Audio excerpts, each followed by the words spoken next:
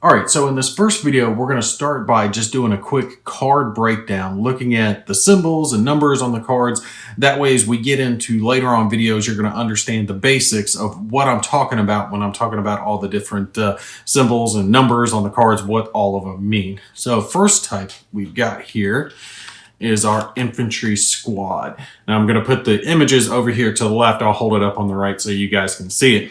Now, here at the top, it's going to tell you what type it is. Okay, so obviously Infantry Squad. And there on the left side, it's going to designate the nationality. You see this is American. It'll have like the German cross or Germans and then so on. Up here in the top right, this is the control flag. We're going to get into that later on what that means. And also these icons here, these are called action icons. So when I talk about action icons later on, I'm talking about these symbols here. Now underneath that are any unique characteristics that the unit has. For our Infantry Squad here, they have plentiful ammo. Here in the center is just a picture of the unit itself. Infantry squads, you'll have a couple of people. If it's a half squad, it'll be a single. A lot of times you're going to have me referencing back to Lock and Load Tactical because, like I said, many of the things that you see here kind of relate back to Lock and Load Tactical. Different games, keep that in mind, absolutely different games, but a lot of the stuff is similar. All right, continuing on with it, down here at the bottom right, we have a set of numbers. Top one with the blue circle is their morale rating.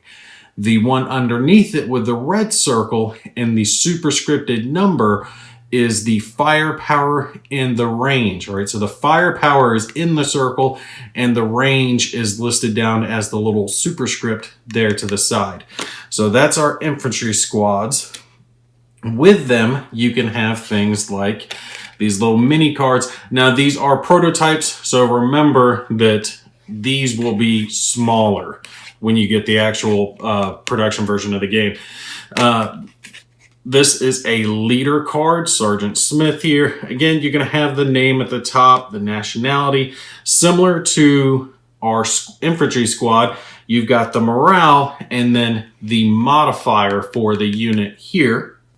And also with leader cards, you're going to have their special abilities listed down here on the bottom when they're activated by exhausting them like this. So we're going to get into all this later on in later videos of what all these symbols mean, but these are the leader's special abilities. So another mini type of card that you can have is something like a support weapon. Very similar to what we were talking about earlier with the name at the top, the nationality, picture of the weapon itself, and then we see the firepower and the superscripted range, just like the infantry squad has, and these can be attached to infantry squads. We'll also go over that here in just a little bit. And then another type that we can have is our weapon teams. Here we see a 50 cal machine gun weapon team. Similar icons on the card, control flag, nationality, their action icons, any special designation for the unit, their unique characteristics located here, and then also firepower, morale, and their range listed down superscripted here. Now quickly before we get into vehicles, because vehicles have a lot, did want to show a quick example of a terrain card, which we see here listed down. This is the woods. The defense modifier is what's listed here in the bottom right, and then up in the upper right, you're going to have the line of sight symbol, and that's either going to be blank, so not there as in clear, or it'll be a half circle like we see here on this wreck, or it'll be completely filled in here like on the woods, signifying that it blocks line of sight. Now, the last type we're going to cover in this little card breakdown is vehicles. So also at the top, we have the name, we have the control flag, the nationality, but then we see a lot of different symbols going on here. Some do look a little familiar. Underneath the name, you'll see whether or not it's tracked or if it has a turret, like this tank does have tracks and a turret, which is what the T symbolizes here.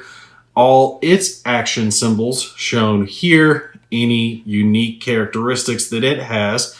Now, something different for it is its penetration value down here at the bottom. We also see it's got its armor values, And then this has to do if it's penetrating an armored unit. It will use numbers down here. These numbers correlate to the weapons. This right here is the HE firepower. So if you're using the heavy cannon to fire at a soft target, you're going to be using this number rather than these numbers.